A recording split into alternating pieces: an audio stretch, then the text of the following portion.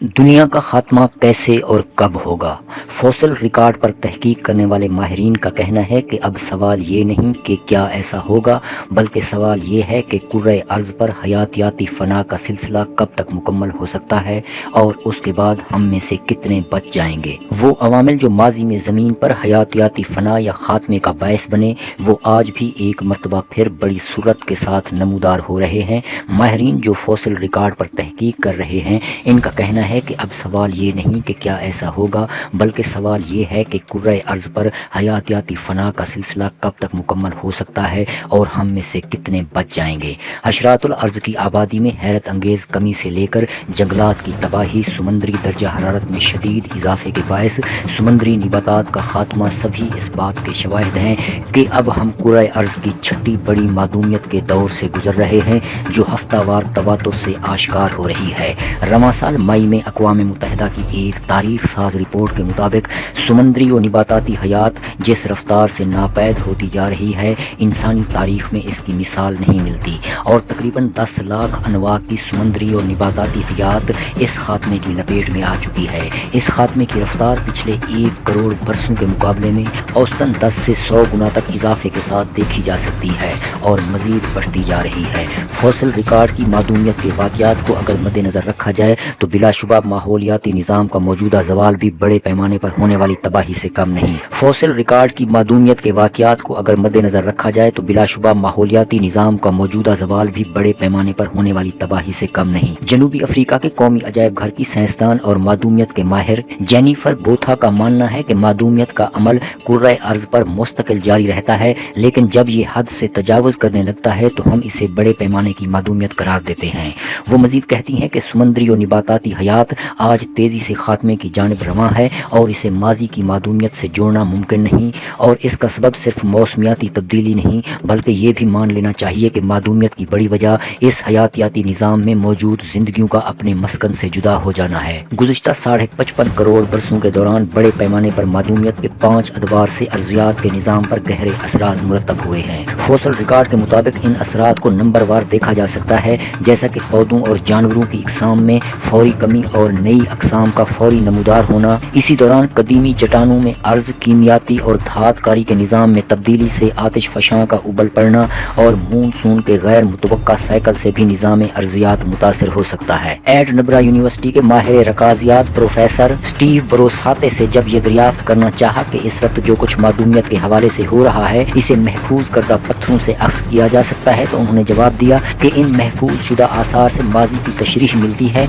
और ये हमारे काम का हिस्सा है। प्रोफेसर ब्रोसाते ने इस मजमून की लिखारी सहाफ़ी एशली कोट्स को बताते हुए कहा कि ये वो आसार हैं जिनके मुसवदे हम माजी की तहकीक के लिए इस्तेमाल करते हैं। जिस तरह एक तारीखदान या जासूस किसी गुत्थी को सुलझाने के लिए इस दौरान रूनमा होने वाले वाक़यात से मदद हासिल करता है, हम जानना चाहते हैं कि जब माहौलियाती और मौसमी तब्दीलियाँ वाक़ हो रही थीं तो उस वक्त के पौधों और जानवरों ने किस तरह हालात का सामना किया था, और इस तरह हमें मादूमियत के कुछ मखसूस अदवार के बारे में ठोस शवाहिद मिल सकते हैं। उन्होंने कहा, हम देख सकते हैं कि अनवा व इकसाम के फॉसल या हुजरियात जो बड़ी तादाद में दस्तयाब भी हैं और जुदा जुदा भी हैं, और ऐसे नकूश बहुत मजबूत हैं। देखा जाए तो माजी की बहुत सी तशरीहात वो हैं जिनसे हम आज वाकिफ हैं, जिनमें समुद्री सतह का कम होना, मौसमी तब्दीली जिनमें मौसमों का सर्द और गर्म होना दोनों शामिल हैं, और शहाब साकिब की ज़रब वगैरह, ये सब वो शवाहिद हैं जो माजी की हयातियाती मादूमियत को साबित करने में मुआमिन हैं, जबकि दीगर तशरीहात अभी इतनी अच्छी तरह नहीं समझी जा सकती हैं। कैथरीड गिन हाइपोथेसिस 2008 में की जाने वाली वो तहकीक है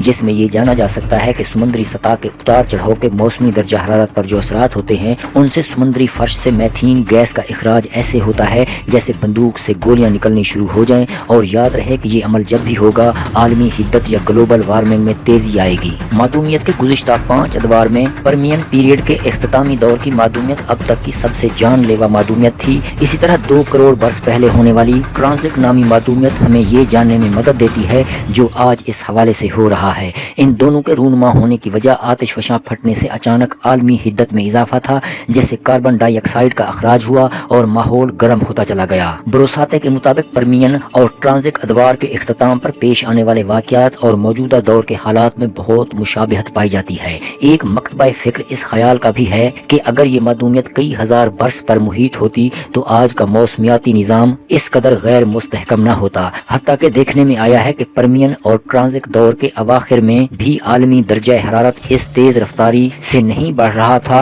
आज हमने माहौलियाती बदलाव को जिस सतह पर पहुंचा दिया है, इसके सबब आलमी दर्जा हरारत कुछ ही बरसों, दहाइयों और सदियों में एक नाकाबिले यकीन अरूज पर पहुंच गया है। इसी बिना पर हमें तवक्कुफ से काम लेना होगा। परमियन दौर के बड़े पैमाने पर मादूमियत से अर्जियाती तारीख का पीलियोजोइक दौर खत्म हुआ और मेसोजोइक दौर की इब्तदा हुई, जिसमें डायनासोरों का गुलबा था। परमियन दौर के इख्तिताम और ट्रांजिट दौर की शुरुआत में इंतहाई वसी पैमाने पर मादूमियत के अमल ने 90% हयातियात को सफ़ाए हस्ती से मिटा दिया। 96% समुद्री हयात नापैद हो गई। इनमें फॉसिल माहिरीन की मनपसंद किस्म ट्राइलोबाइट्स भी शामिल थीं। ये फॉसिल इससे कबल अदवार में बाआसानी मिल जाते थे। इसी दौरान नई अनवा व अक़साम की हयातियात बड़ी कामयाबी से परवान चढ़ रही थीं, जिनमें से कई को आज हम बाखूबी जानते हैं। अर्जियाती साइंस की चाइना यूनिवर्सिटी के 2 माहिरीन योंग जियान चैंग और ब्रिस्टल यूनिवर्सिटी के माइकल बेंटन की एक तहकीक के मुताबिक माजी के उस दौर के सिर्फ 2% घूंगे और 3% स्क्वाइड बच पाई थीं। परमियन दौर का एक अहम पहलू इसी दौर के कीड़े मकोड़ों के अंजाम से जुड़ा है। ज्यादातर कीड़े मकोड़े लचक का मुजाहरा करते रेंगने वाले जानवरों की निस्बत मादूमियत से बच निकलते हैं। इनको बड़ी तादाद में भी जिंदा रहने के लिए कम वसाइल दरकार होते हैं। यही वजह है कि हशरातुल अर्ज़ की सिर्फ 57% अक़साम मादूम हुई, जबकि दीगर जियूत रहीं। मौजूदा ज़री सरगर्मियों के बायस इनकी तादाद में गैर मामूली कमी वाक़ हुई है। ये इन्हीं मसाइल का एक इंतहाई परेशान कुन पहलू है, जिन्होंने माहौलियाती निज़ाम को खोखला कर दिया है। इसी हवाले से बोथा ब्रेंग का कहना है कि मौजूदा माहौलियाती निज़ाम की कमजोरी में मौसमियाती तब्दीलियों के उतार चढ़ाव को नज़रअंदाज नहीं किया जा सकता। आज हमें जिस बढ़ती हुई आलमी हरारत का सामना है, इसके बायस बारिशों में भी इजाफा हो रहा है। जानवरों के लिए खुद को इन गैर मुतवक्के तौर पर बदलते हुए मौसमों के मुताबिक ढालना दुश्वार गुजार है और इसीलिए वो बतदरीज मादूमियत का नवाला बन रहे हैं। ये हालात परमियन दौर की मादूमियत से मुताबिकत रखते हैं। एक मफरूजे के मुताबिक परमियन दौर ने अपनी सुस्त रफ्तारी की बिना पर जमीन पर दूररस असरात मुरतब किए, जबकि माजी में यही अमल तवील अरसे में मुकम्मल होता था। अभी तक जिस नजरिए पर तमाम माहिरीन मुत्तफिक हो सके हैं, वो ये है कि एक वसी पैमाने पर आतिश फशाओं के फटने से मादूमियत के अमल में बेशबहा इजाफा देखने में आ रहा है। साइबेरियन ट्रैप्स नामी 30 लाख मुरब्बा मील अराजी पर मुहित परमियन दौर का बेसाल्ट पत्थर इसी मोहलिक अमल का एक बड़ा सबूत था और प्रोफेसर बरोसाते के मुताबिक हमारे पास अब उस दौर के सिर्फ पत्थर ही रह गए हैं। इन पत्थरों से उस दौर की कीमियाई तब्दीलियों का सुराग लगाया तो जा सकता है, लेकिन हम माजी में जितना पीछे जाते हैं, हमारे अंदाजे उतने ही कमजोर होते चले जाते हैं, क्योंकि हमारे पास तरतीब और रिकॉर्ड मौजूद नहीं है। फिर हम उन्हीं शवाहिद को मद्देनजर रखते हुए तफसीली वजाहतें तश्कील देते हैं। प्रोफेसर बेंटन परमियन दौर की मादूमियत के हवाले से माहिर माने जाते हैं और जो व्हेन लाइफ नियरली डाइड के मुसन्निफ भी हैं। ये मादूमियत अब तक की सबसे बड़े पैमाने पर होने वाली मादूमियत मानी जाती है। उन्होंने सहाफ़ी एशली कोट्स को बताया कि जब मैंने फील्ड में जाकर इस सिलसिले में काम करना शुरू किया तो लोग इस बारे में यकीन से नहीं कह सकते थे कि सबसे बड़े मादूमियत के वाक़यात कौन से हैं और क्या ये सब एक वजह से रूनुमा हुई या इनकी वजूहात अलहदा थी। गुज़िश्ता कुछ बरसों में लोगों को ये बात समझ आई है कि परमियन दौर और ट्रांजिट दौर की बहुत सी मादूमियतें आतिश फशां फटने से हुई थीं और जिनमें वो बड़े वाक़यात भी शामिल हैं जो इन अर्जियाती अदवार के इख्तिताम पर अमल में आए। हमारे पास अब अच्छे खासे तफसीली मॉडल मौजूद हैं जो इन दोनों तारीखी अदवार पर काम में मददगार हैं। प्रोफेसर बेंटन को मौजूदा दौर और माजी पर काम करने से जो मुमासलतें पता चल सकी हैं, वो इन पर कतई दोराए नहीं रखते। जमीन पर परमियन और ट्रांजिट अदवार मादूमियतों के वो दौर हैं जबकि कुर्रे अर्ज पर जिंदगी बिल्कुल खत्म हो चुकी थी और उसे मुकम्मल तौर पर दूसरा जन्म लेने में 10 करोड़ साल लगे। मैथीन और कार्बन डाइऑक्साइड के अखराज में इजाफे और उससे दर्जा हरारत पर मुरतब होने वाले असरात से हम आज वाकिफ हैं। प्रोफेसर बेंटन मजीद बताते हैं कि हम आज जो तेजाबी बारिश, समंदर की तेजाबियत और जो गर्मी और बहरी हौज के जमूद को देख रहे हैं, साफ ज़ाहिर है कि वो इससे कबल भी हो चुका है। लोग अक्सर ये भी कहते हैं कि जो इस वक्त ज़मीन पर हयातियाती अमल के हवाले से हो रहा है, अगर ये हज़ारों बरस पर फैला होता तो इसे संभाला जा सकता था, लेकिन दर हकीकत ये इस वक्त बड़ी सूरत और दबाव के साथ हो रहा है। प्रोफेसर बेंटन इस बारे में काफ़ी तफसील से बताते हैं कि पिछले 55 करोड़ सालों में कई मादूमियतें رونما ہوئی ہیں، لیکن جس کی طرف تمام ماہر رکازیات اشارہ کرتے ہیں اور جو ان سب میں مقابلتاً سب سے تباہ کن مانی جاتی ہیں، وہ پرمین ہے، جو زمین پر زندگی کے خاتمے میں 90% ملوث پائی جاتی ہے۔ ایشلی کورس نے اس پر پروفیسر بینٹن سے پوچھا کہ اگر وہ اس سے خوفزدہ ہوں۔ وہ جواب میں کہتے ہیں کہ ہم جانتے ہیں کہ سب ٹھیک نہیں ہے، لیکن ہم پلنگ کے سرہانے بیٹھ کر کانپ تو نہیں سکتے، اور اگر بڑے پیمانے پر بات کی جائے تو بڑے جانداروں کو چھوٹوں کے مقابلے میں زیادہ خطرہ ہے۔ یہ ایسا ہی ہے جیسے ماہر عمومی ماہر خصوصی کے مد مقابل آ جائے اور یہ صلاحیت رکھتا ہو کہ کسی بھی انواع کے ماحول اور درجہ حرارت میں زندہ رہ سکے، اور یہ میرے لیے لمحہ فکریہ سے کم نہیں۔ ان کے بقول کرۂ ارض کے علوم اور ماحولیاتی علوم کے ماہر و محقق اس صورتحال کے ماضی و حال کے درمیان ایک گہرا تعلق دیکھتے ہیں، اور اس سلسلے میں جتنی بھی تشریحات کی گئی ہیں ان سے ہم سب متفق ہیں۔ گو کہ پرمین دور کی معدومیت نظام میں تنوع کے حوالے سے ثابت ہوئی ہے، جبکہ سب سے زیادہ شہرت پانے والی حیاتیاتی تباہی 66 کروڑ سال قبل ہونے والے عصر چاکی کو تسلیم کیا جاتا ہے۔ یہ وہ دور تھا جس میں کرۂ ارض سے مختلف اقسام کے 3/4 جانور اور پودے اچانک خاتمے کا شکار ہوئے، اور ہم میں سے زیادہ تر ماہرین یہ بھی جانتے ہیں کہ اس دوران عالمی سطح پر جس طرح کا حیاتیاتی بحران دیکھا گیا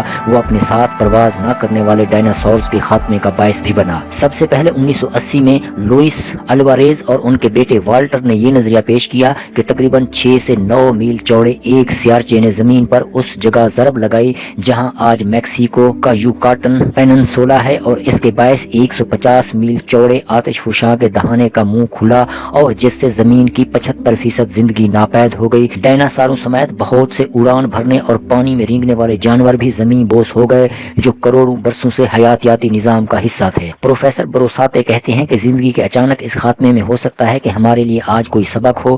ان کا مزید کہنا تھا کہ ڈائناسور ہر طرح سے زمین پر غالب تھے۔ وہ اپنی کتاب the rise and fall of dinosaur کے اختتام میں لکھتے ہیں کہ بعض تو ہوائی جہاز سے بھی بڑے تھے، اور وہ زمین پر فروغ پذیر تھے اور پوری دنیا پر ان کا بسیرا تھا، اور پھر وہ غائب ہو گئے، خاص اسی وقت جب آسمان سے ایک سیارچہ زمین کی طرف آیا۔ وہ مزید کہتے ہیں کہ ڈائناسور بہت لمبے عرصے تک زمین پر موجود رہے، اور موسمی تبدیلی کے ساتھ وہ اچانک نظروں سے اوجھل ہوئے۔